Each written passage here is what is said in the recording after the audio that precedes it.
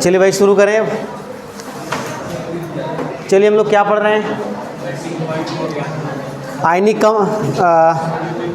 Chemical bonding, बात नहीं, chemical bonding पढ़ रहे हैं। केमिकल बॉन्डिंग में कौन सा आयनिक कंपाउंड क्या पढ़ रहे हैं?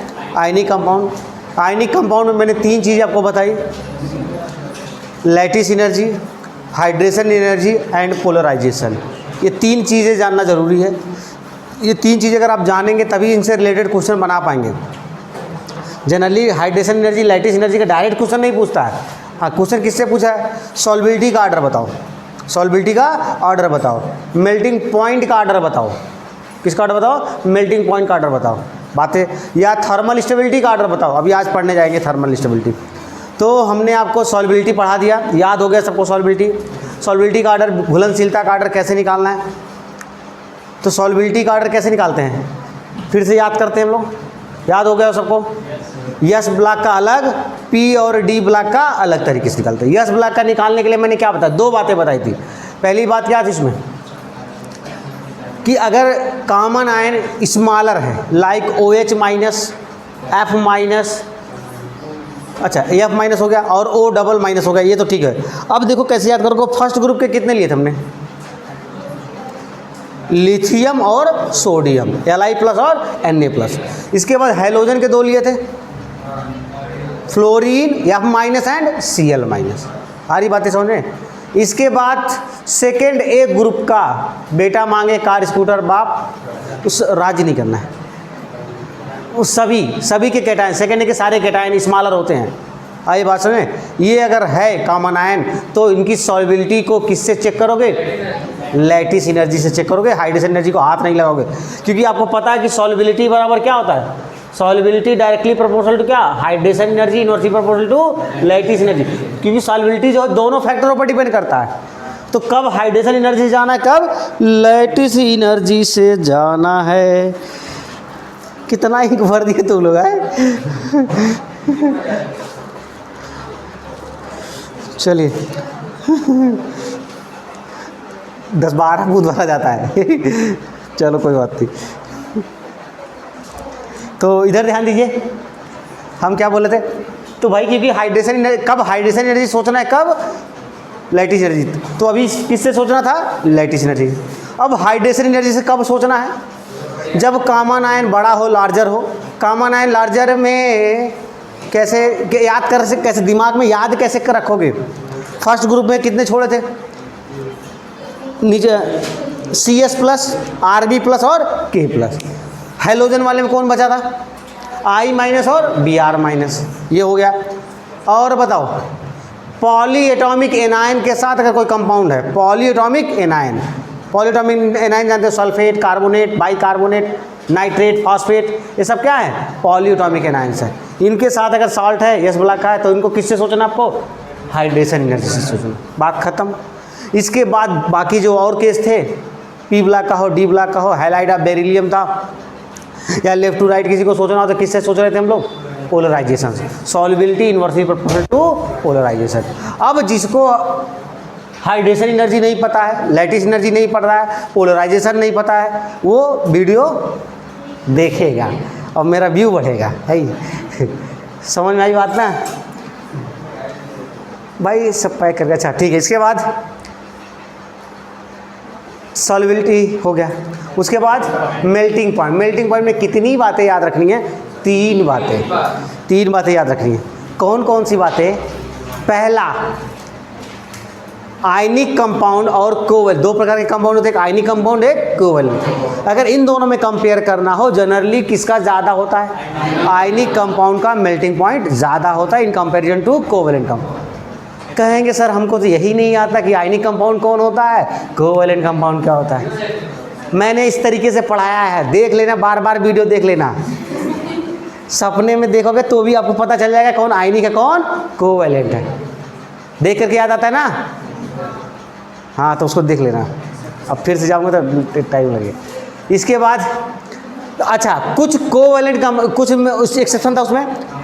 सम जायंट मालिक्यूल, जो बड़े मालिक्यूल होते हैं उनको कोवैलेंट ही होते हैं, बट उनके मेल्टिंग पॉइंट सबसे ज़्यादा होते हैं। डायमंड, ग्रेफाइट, सिलिका डाइऑक्साइड या SiC, मतलब ये सब सारे कंपाउंड कैसे थे जिनके इनका स्ट्रक्चर बना के दिखाया था मैंने।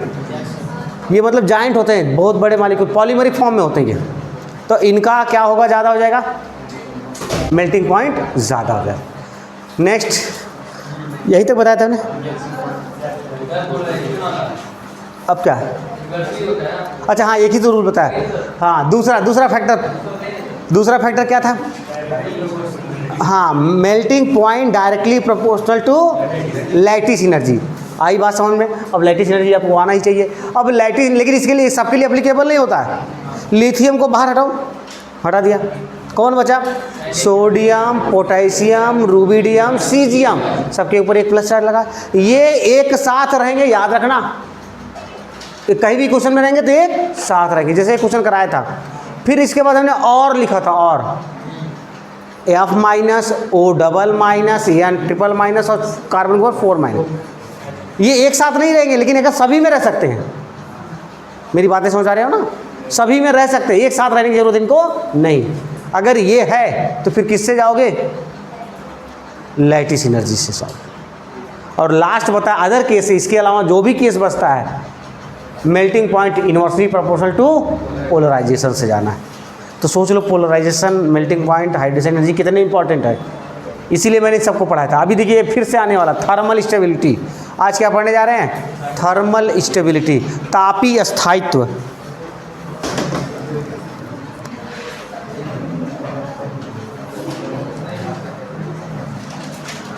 थर्मल स्टेबिलिटी, या इसको बोलते हैं decomposition temperature.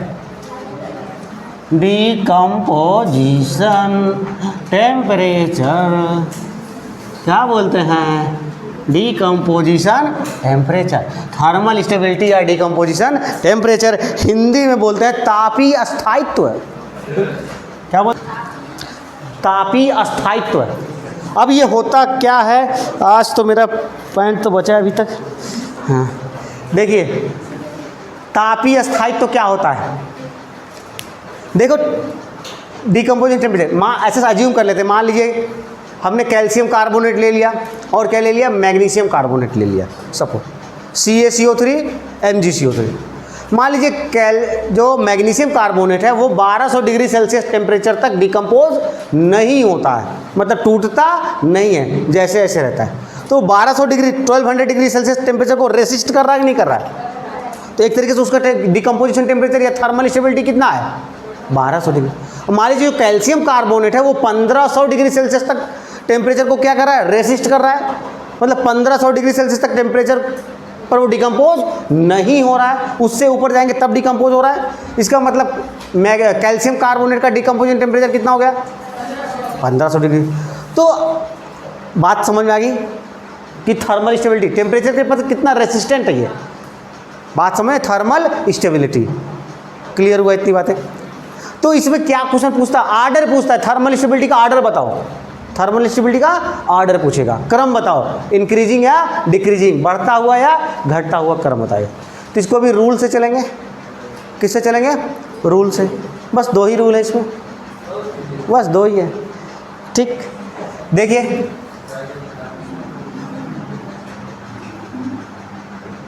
compounds of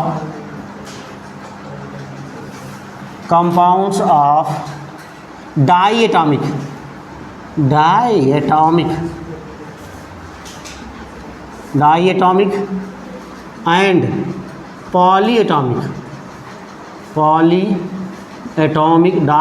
and polyatomic anions।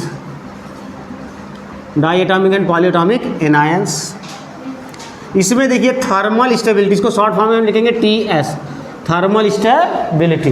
Thermal stability inversely proportional to height, inversely proportional to height.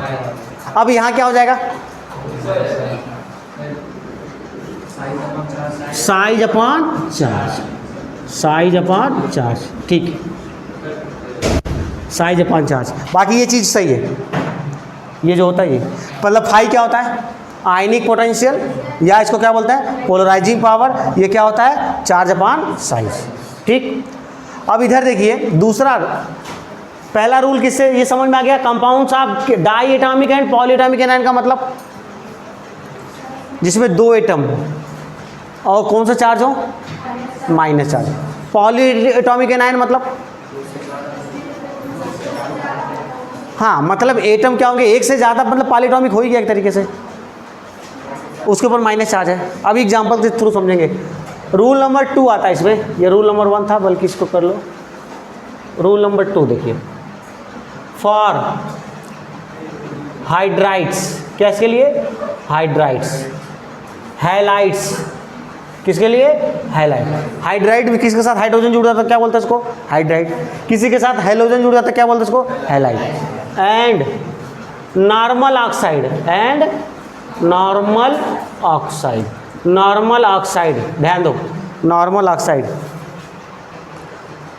के लिए thermal stability, thermal stability inversely proportional to size. बस इसी से जाना आपको। पहले बताओ हाइड्राइड समझ में आता है, किसी के साथ हाइड्रोजन जुड़ गया, H2O हाइड्राइड है, NH3 क्या है, हाइड्राइड है, NH हाइड्राइड है, हैलाइड क्या होता है, NaCl क्या है, हैलाइड है, AgBr क्या है, हैलाइड। मतलब हैलाइड समझ, जिसमें हैलोजन लगा रहे। और नॉर्मल ऑक्साइड, नॉर्मल ऑक्साइड का मतलब ऑक्साइड जिसमें ऑक्सीजन किस फॉर्म में रहता है, O�ble- फॉर्म में रहता है, उसको क्या बोलते हैं, ऑक्साइड। बातें समझ आ रही है। तो इन तीनों केस में किससे सोचोगे आप थर्मल स्टेबिलिटी, साइज के न्यूज़। बोलो क्लियर हुआ सबको, ठीक। तो ये रूल लिखो, इसके बाद क्वेश्चन करते हैं फटाफट इस पर।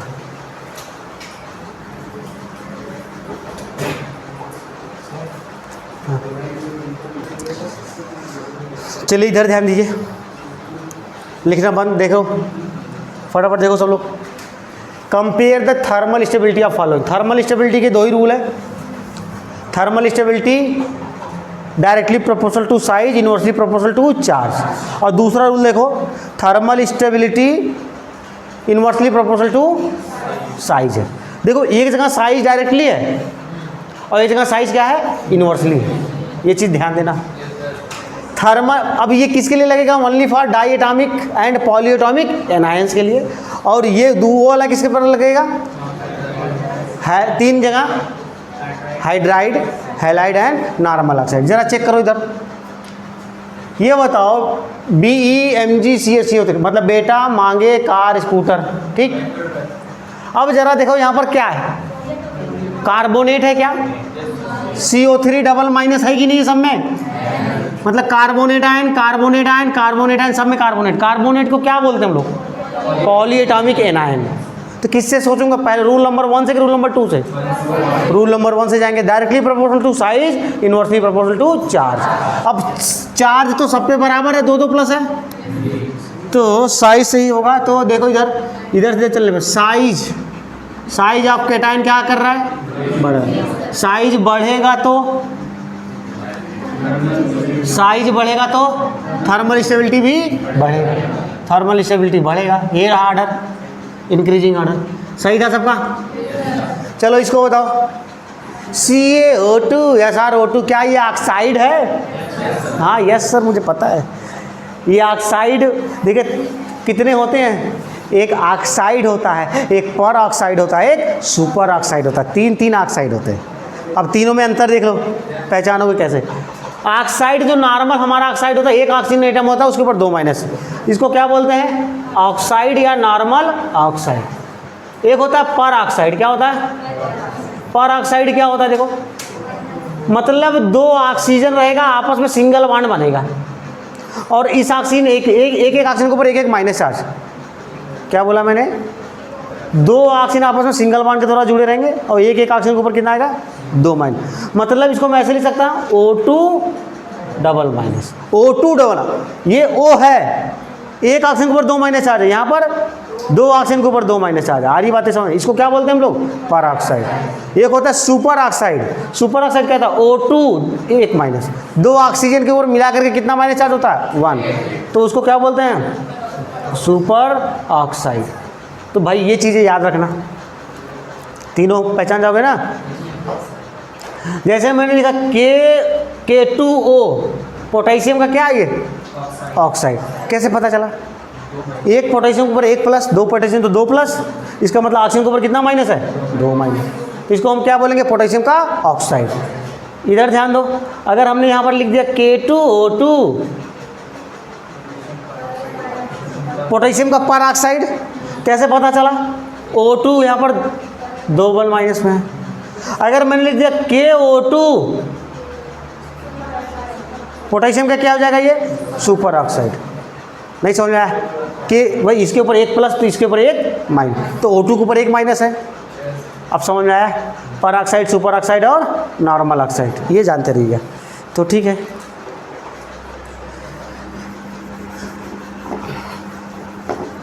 तो देखिए अब यहाँ पर ज़रा देखना पड़ेगा कि ऑक्साइड है क्या है। ज़रा चेक करते हैं। कैल्शियम कैल्शियम कैल्शियम, कैल्शियम के ऊपर दो प्लस, तो ऑक्सीजन के ऊपर कितने ऑक्सीजन हैं? क्या ये O2 डबल माइनस के फॉर्म में है? यहाँ O2 डबल माइनस के फॉर्म है कि नहीं है? मतलब ये क्या है आपका? पर ऑक्साइड। तो क्या ये नॉर्मल ऑक्साइड है? नॉर्मल क्या इससे सोचोगे? नहीं सोच रहा। किससे सोचना है? ये देखो डाई एटॉमिक एनायन है कि नहीं है? डाई एटॉमिक एनायन है, या इसको पॉलीएटॉमिक एनायन भी बोल सकते हो। तो इसको पहले रूल से जाओगे, दूसरे रूल से? पहले रूल से जाओगे। पहले रूल से जाओगे, ठीक है भाई, चलो। तो अब चलते हैं। पहला रूल क्या? Directly proportional to size. तो और तो साइज मुझे बताओ, कैल्शियम चार तो सेम है, साइज क्या कर रहा है? साइज बढ़ेगा तो थर्मल स्टेबिलिटी भी बढ़ेगा। तो यही ऑर्डर आएगा इसका भी। समझ में आ गया? नेक्स्ट देखिए, NH3H2OHF क्या है? क्या हाइड्राइड। क्या ये? हाइड्राइड। अब अगर ये हाइड्राइड है तो रूल नंबर सेकेंड से जाना है। उसमें क्या था? Thermal stability inversely proportional to size. तो यहाँ पर thermal stability inversely proportional to size था। अब बताओ, नाना कुछ दिख रहा है? नाइट्रोजन, ऑक्सीजन और फ्लोरीन कहाँ के हैं? सेम ग्रुप के हैं क्या? कौन? हाँ बोला। सेम पीरियड के हैं नालायको। इधर देखो, सेम पीरियड कौन होता है? अब पूरा लिखूं? कहाँ लिखूं? यहाँ लिख देता हूँ। Lithium, beryllium, boron, carbon, nitrogen, oxygen, fluorine और नियॉन से कोई मतलब ही नहीं, हटाओ उसको। अब ध्यान दो, इधर देखो, नाइट्रोजन, ऑक्सीजन और कार्बन दिख रहा है। आपको क्या पता लेफ्ट टू राइट चलने पर साइज क्या होता है? साइज डिक्रीज करता है, पता है ना सबको। तो इधर देखो, ये रहा नाइट्रोजन, ये रहा ऑक्सीजन और ये रहा फ्लोरीन। कैसे चल रहे हम लोग? लेफ्ट टू राइट चल रहे हैं क्या? लेफ्ट टू राइट ही चल रहे हैं। तो साइज क्या होगा अभी यहाँ पर? साइज डिक्रीज करेगा, और साइज डिक्रीज करेगा तो थर्मल स्टेबिलिटी बढ़ेगा। थर्मल स्टेबिलिटी बढ़ेगा। समझ में आ रहा है सबको? चलो जरा इसको चेक करते हैं। क्या ये हाइड्राइड है? नाना, पाटेकर, ऐश्वर्या सब भिखारी भी लिख सकते हो। ऊपर से नीचे आ रहे हो, सेम ग्रुप का है। ऊपर से नीचे आने पर साइज बढ़ता है। तो इसको पहले रूल से जाओगे, सेकंड रूल से जाओगे? सेकंड रूल से जाओगे, मतलब यही thermal stability inversely proportional to size. चलो साइज बढ़ेगा तो थर्मल स्टेबिलिटी। समझ में आ गया सबको? चलो नेक्स्ट बताओ, बताओ इसको। SO2, SeO2, TO2 क्या होगा? पहले बताओ, क्या ये ऑक्साइड है कि? ये जो सल्फर है ना, किसका होता है? ये जो सल्फर होता है ना, ये थर्ड पीरियड का है। ये वेरिएबल ऑक्सीडेशन स्टेट वाले होते हैं। सल्फर +2, +4 और +6 तक ऑक्सीडेशन शो करता है। तो यहाँ पर याद कर लीजिए, ये ऑक्सीजन किस फॉर्म में है? ऑक्साइड फॉर्म में। किस फॉर्म में है ये? ऑक्साइड फॉर्म में। आई बात समझ में? किस फॉर्म में? ये ऑक्साइड। ऑक्साइड फॉर्म में है तो एक ऑक्सीजन के ऊपर कितना माइनस? 2। सल्फर के ऊपर कितना प्लस? 4 प्लस। अब समझ में आया? तो ये ऑक्साइड है तो किस रूल से जाओगे? सेकेंड रूल से जाओगे। सेकेंड रूल से जाओगे तो भाई शुरू बताओ, सल्फर, सेलेनियम और टेलुरियम सेम ग्रुप के हैं क्या? ऊपर से नीचे आने पर साइज क्या होता है इनका? इंक्रीज क्या? साइज इंक्रीज करेगा तो थर्मल स्टेबिलिटी क्या करेगी? डिक्रीज करेगी तो ये आर्डर आ जाएगा। इसमें आर्डर नहीं लगाया था, थर्मल स्टेबिलिटी क्या करेगी? डिक्रीज, ये आर्डर आएगा। वो लोग समझ गए सब लोग? तो थर्मल स्टेबिलिटी को 2 फैक्टर से जाओगे, ज़्यादा दिमाग पे लोड नहीं लेना है। पहला कौन सा फैक्टर है? यस, ये रहा फैक्टर, और दूसरा साइज। बस समझ में आ गया? तो फटाफट नोट कर लीजिए।